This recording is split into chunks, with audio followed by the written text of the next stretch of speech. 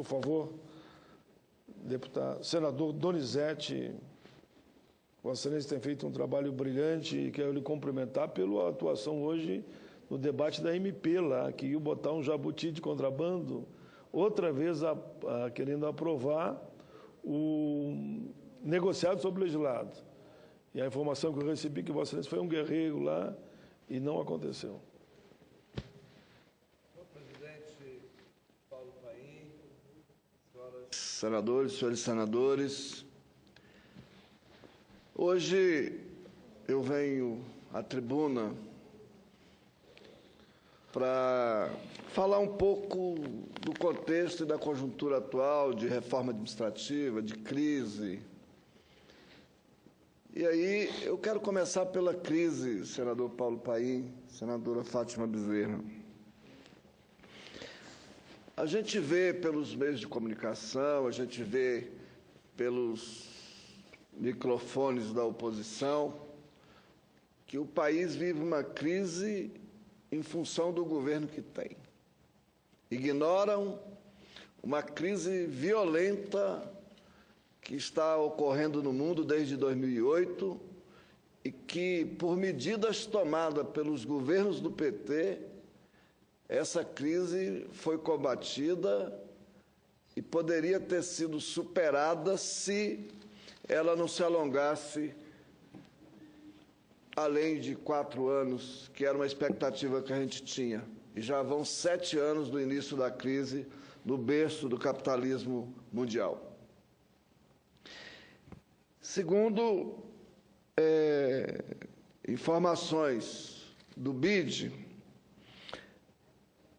a crise brasileira ou a desaceleração do crescimento brasileiro é decorrente em cerca de 30% da desaceleração da economia chinesa e outros quase 60% em decorrência da desaceleração na economia mundial, sobretudo na Europa. O FMI confirma esses dados e que apenas cerca de 10% da desaceleração tem responsabilidade por ações internas do governo. Ou seja, nós vivemos uma crise mundial gravíssima, de longa duração, que fez com que as políticas anticíclicas combatessem essa crise durante 5 anos, gerando emprego, com crescimento, mas, com o alongamento da crise, nós fomos chamados a participar desse processo, tendo que fazer ajustes, tendo que fazer reparos na economia brasileira. E a presidenta Dilma, corajosamente, vem tomando medidas que poderiam ser mais céleres, se tivesse o Congresso Nacional, sobretudo a Câmara Federal, uma atitude mais patriótica, de mais defesa do Brasil e menos defesa dos interesses particulares, pessoais ou de corporações. Eu ouço a oposição cobrar redução dos ministérios. Se nós reduzirmos hoje 15 ministérios, senador Paim, nós vamos ter uma economia de menos de 1 bilhão, porque os ministérios que certamente vai reduzir são aqueles de menor despesa, de menor capilaridade no país, em muitos casos, que têm orçamentos pequenos. Certamente nós não vamos acabar com o Ministério da Saúde, da Educação, da Infraestrutura. Nós temos que racionalizar em outras áreas. E a presidenta tem sido cobrada nessa questão da reforma administrativa. Eu fico pensando, a gente vai acabar com a Secretaria da mulher, o status de ministério, seria um erro fazer uma coisa dessa. Porque essa pauta tem a força que tem na sociedade brasileira hoje, com um custo baixíssimo para a sociedade brasileira, porque tem status de ministério. Se ela fosse uma caixinha no Ministério da Justiça ou num outro ministério, ela não teria essa força, não teria esse empoderamento. O Ministério da Pesca teria a força que tem hoje se fosse uma diretoria ou uma secretaria no Ministério da Agricultura, por exemplo? Não teria. E nós estamos falando de um ministério que tem um potencial econômico muito grande. Então, essa falácia de que nós vamos reduzir que pedem os neoliberais é para reduzir a prestação de serviço ao povo brasileiro, senadora Fátima Bezerra. É para diminuir a força das pautas dos direitos humanos, do alargamento da cidadania, porque isso eles não querem. Eles não querem o povo conquistando o direito, eles querem o povo na dependência. Eles não querem o crescimento do empoderamento das mulheres. Não poderíamos imaginar que hoje o combate ao preconceito racial teria a força que tem se nós não tivéssemos a Secretaria Especial de Combate ao Racismo, a Secretaria de Direitos Humanos. Então, essa questão da reforma administrativa, ela pode dar uma mensagem política de redução de gasto, mas ela não pode, de maneira alguma, reduzir as conquistas que o povo brasileiro teve, sobretudo as mulheres, né, quando o presidente Lula criou a Secretaria de Política para as Mulheres, com status de ministério. Assim deveria ser, assim deve continuar sendo. Ouvi muito aqui hoje, senadora Fátima Bezerra, dizendo que a Dilma vai acabar com a Controladoria Geral da União, vai fatiar a Controladoria Geral da União. Eu não acredito nisso. Isso acho que não está nem sendo conversado. O que eu penso é que os urubus, portadores da crise, que vêm às tribunas para elucubrar, imaginar o que pode fazer a presidenta, tem os seus interesses em desgastar o governo, porque não reconhece nesse governo um governo que combate a corrupção. O que era a CGU no governo do PSDB? Era uma corregedoria, um negócio minguado dentro de uma secretaria. O presidente Lula transforma a Corregedoria Geral em Controladoria Geral da União, com status de ministério, que assim, do meu ponto de vista, deve continuar sendo. Aparelhou, equipou, dotou a Controladoria de Recursos Humanos capaz de cumprir um papel importante para a sociedade brasileira. Isso não acontecia no governo anterior. Como aquele não era um governo que queria apurar as denúncias de corrupção, porque tinha o Procurador-Geral da República como engavetador, impedia qualquer processo de investigação, não era o governo que tinha interesse em combater a corrupção, então não tinha importância a Controladoria Geral da União. Mas esse governo, o governo do Partido dos Trabalhadores, né, preparou a Controladoria Geral da União para ter o seu papel de combater a corrupção. Como inaugurou um processo de autonomia da Procuradoria Geral da União, dando autonomia para os próprios procuradores escolher quem seria o procurador-geral com a lista tríplice. E tem mantido, um após o outro, aquele que foi o mais votado para ser o Procurador-Geral da União. Porque esse governo é o governo que combate a corrupção. É isso que o povo brasileiro precisa compreender.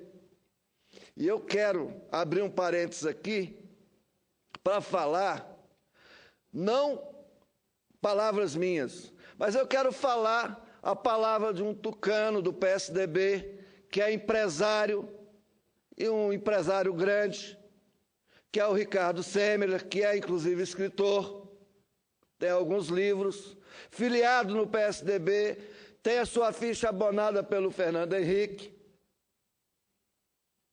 que disse, num artigo na Folha de São Paulo, com o título "Nunca se roubou tão pouco", e argumentou mostrando que no Brasil o desvio das riquezas, o rombo nas riquezas produzidas por esse país durante a ditadura militar era mais de 5%. Na ditadura militar não podia se falar, não podia se denunciar, porque se denunciasse, se falasse alguma coisa, era preso, morto, torturado. Então, era um rombo de mais de 5%. E ele segue dizendo que nos governos que antecederam os governos do PT, ou seja, os governos do PSDB, o desvio do PIB, de toda a riqueza gerada no Brasil, era de mais de 3%. E ele afirma, não sou eu que estou dizendo, quem disse foi um tucano, um PSDBista, que nos governos do PT, o desvio do PIB é de 0,8%. Por que é de 0,8% hoje? Porque tem transparência, não tem engavetamento de denúncia. O que tem é apuração, o que tem é combate à corrupção. Por isso, vem diminuindo.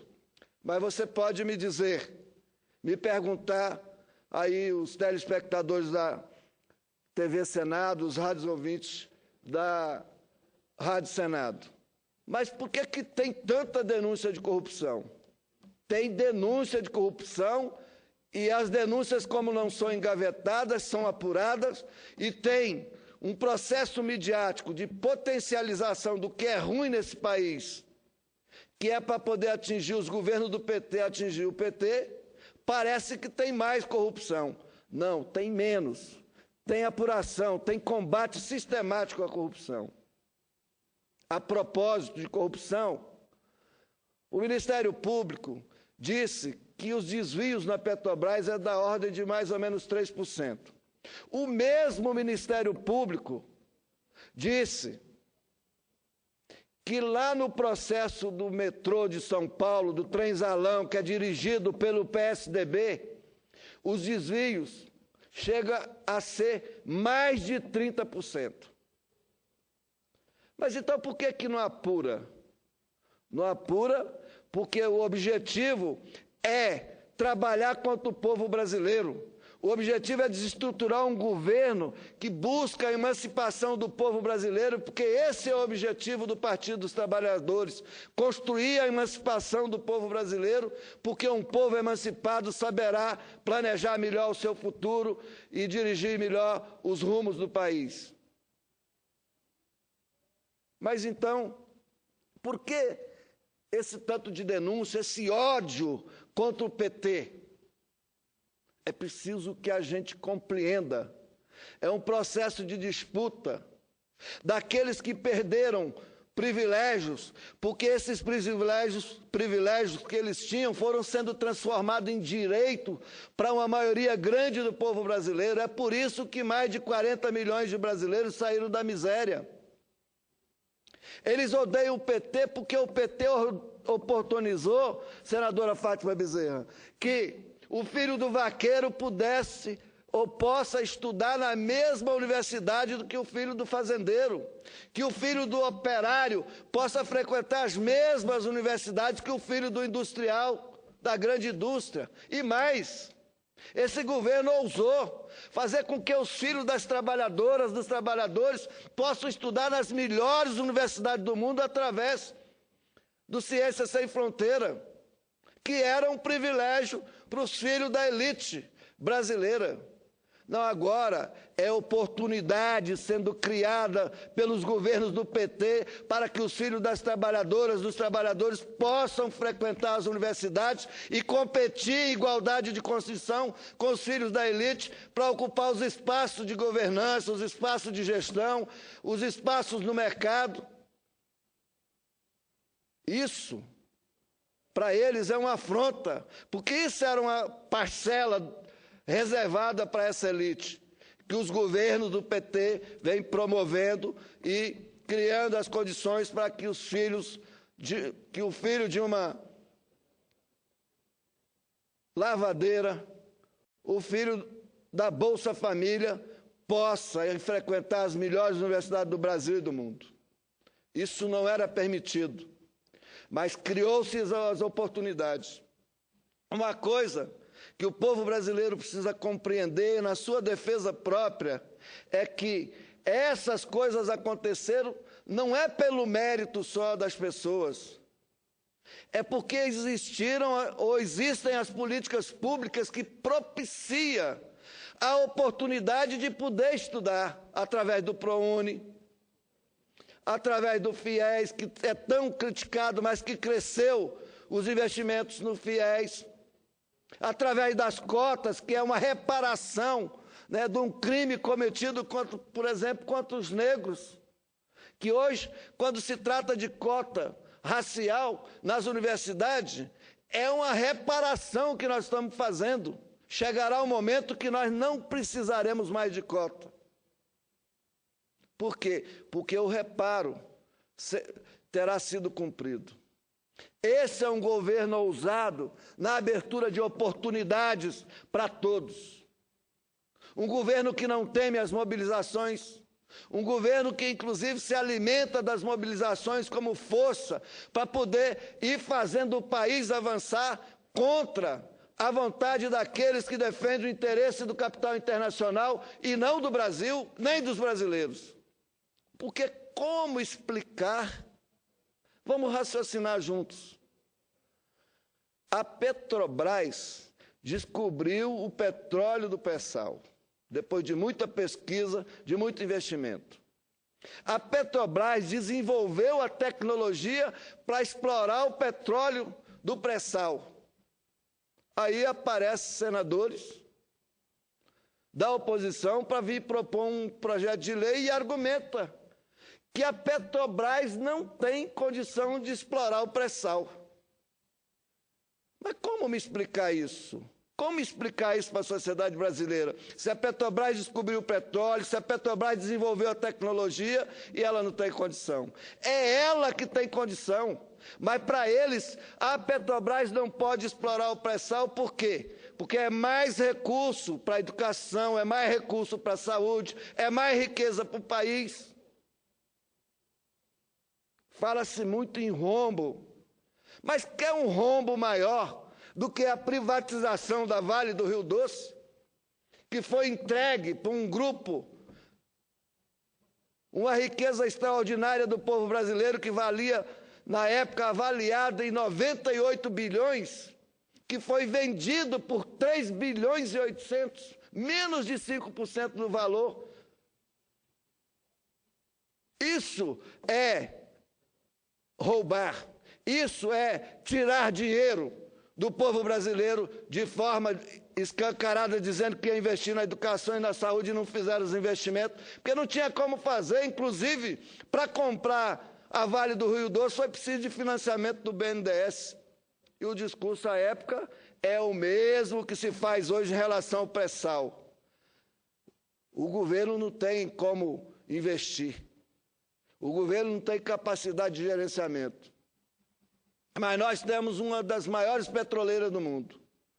Querem atribuir a situação da Petrobras, da queda das ações, ao processo da Operação Lava Jato. É outra mentira que nós não podemos acreditar, porque é mentira. O petróleo caiu no mundo inteiro. As maiores petroleiras do mundo pararam de investir, reduziram seus investimentos. Algumas petroleiras nos Estados Unidos tiveram desvalorização de quase 100% das suas ações, reduziram praticamente ao pó. mas interessa dizer que a Petrobras acabou, que a Petrobras está quebrada, que o Brasil está quebrado, para poder desqualificar o governo do PT, encontrar uma forma de voltar ao comando do país, porque não conseguem mais ganhar as eleições, quer ganhar no golpe.